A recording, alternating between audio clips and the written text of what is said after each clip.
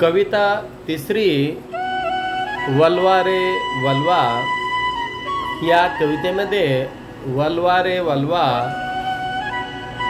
नाव वल्लवली, वल्वार नाव वल्लवली म्हणजे नाव कशी वल्लवल्या जातात याच्याबद्दल कवी आपल्याला सांगत आहे। नौका चाले कशी जलावरी जलावरी। नौका जी चालते तर ती पाण्यावर म्हणजे जलावर चालते, जमिनीवर आपल्याला नौका चालवता येत नाही। आहे सारा भार मुलावरी मुलावरी। लहान वीर महान धीर। जसं की नौका चाललेली आहे, ही जी चाललेली नौका पाण्यावरती चालत आहे आणि याचा जो काही भार आहे संपूर्ण भार हा मुलावरती आहे, लहान वीरावरती आहे। रोखील वादळ वल्वार वल्लवली। वादळाला रोखण्याची, नौका चालवण्याची ताकद त्या लहान वीर अशा मुलामध्ये आहे। मोकाट आणि पिसाट असा वारा आहे। येऊ द्या येऊ द्या, मुलगा काही घाबरत नाही। मोकाट वारा जरी आला तर तो म्हणतो येऊ द्या। डोंगरावरच्या लाटा आल्या तरी सुद्धा तो म्हणतो येऊ द्या। माझी छाती अफाट अशी आहे, त्या लाटांना झेलण्या इतकी ताकद माझ्यामध्ये आहे। आणि रोखील मी वादळाला आणि माझी नाव समोर समोर मी वल्वत नेईन। मी घाबरणार नाही, मागे फिरणार नाही आणि त्यांच्यासोबत हारणार देखील नाही। मोकाट असा पिसाट असा वारा जरी आला, डोंगर माथ्यावरच्या लाटा आल्या तरी येऊ द्या। माझी छाती अफाट आहे, झेलण्याची ताकद माझ्यामध्ये आहे। मी माझी नाव वल्वतच राहणार आहे। झेंडा माथ्यावरी तीन रंगी, तीन रंगी तीन रंगी। संचारावी जोम नव अंगी, नव अंगी नव अंगी। डोले कसा बोले कसा, धैर्यानं नाव तुम्ही वल्वार वल्लवली।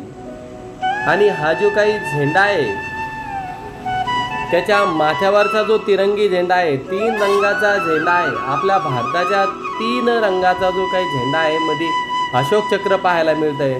तर आपल्या भारताच्या तिरंगी झेंड्याचे वैशिष्ट्य सुद्धा आपल्याला माहीत पाहिजे। भारताच्या झेंड्यामध्ये केसरी कलर हा लोकांनी दिलेलं बलिदान सांगतोय। पांढरा कलर हा शांतता कशी अंगी असावी हे दाखवून देते। तर हिरवा कलर हा आपल्या देशाने कशी हिरवळ नटलेली, आपल्या देशाचा शेती हा व्यवसाय असं आपल्याला दाखवतंय। तर झेंड्याच्या तिरंगी झेंड्याच्या मधोमध असलेले जे काही चक्र आहे, तर त्या चक्रामधून आपल्या देशाची प्रगती होत राहावी, प्रगती झालेली आहे आणि अशीच प्रगती होत राहणार आहे हे आपल्याला उद्देशून दाखवतंय। अशोक चक्र त्याला म्हटलं जाते। स्वतंत्र दौलत मोलाची, मोलाची रे मोलाची। सर्वांच्या जीवाच्या तोलाची रे तोलाची तोलाची।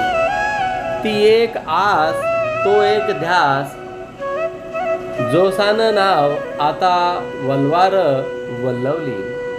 आणि स्वतंत्र दौलत ही मोलाची असते, तिचं मोल आपल्याला करता येत नाही। आपण ज्यावेळेस परतंत्र्यात होतो, इंग्रजाच्या गुलामीत होतं, त्यावेळेस स्वातंत्र्याचे काय मोल असते त्यावेळच्या लोकांना चांगल्या प्रकारे माहीत आहे। आणि ही जी काही स्वातंत्र्याची दौलत आहे ही खूप मोलाची असते, म्हणून आपण पारतंत्र्यात जाणार नाही यासाठी अगोदर आपण आपल्या मनामध्ये ध्यास असायला पाहिजे।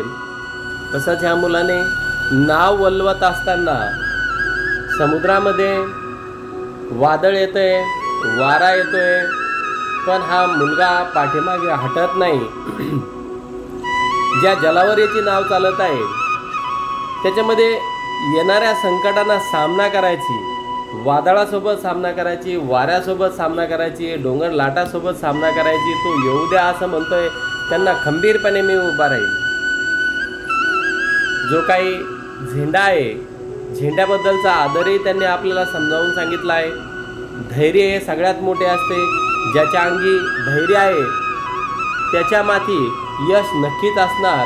आणि स्वातंत्र्याची दौलत कशी असते, स्वातंत्र्याची दौलत ही फार मोलाची असते. तिचा तोल आपण करायला पाहिजे. आणि ज्याला तो तोल करता आला तो कधीही पारतंत्र्यात अडकणार नाही, हे आपल्याला कवी यामधून वसंत बापट हे सांगत आहे.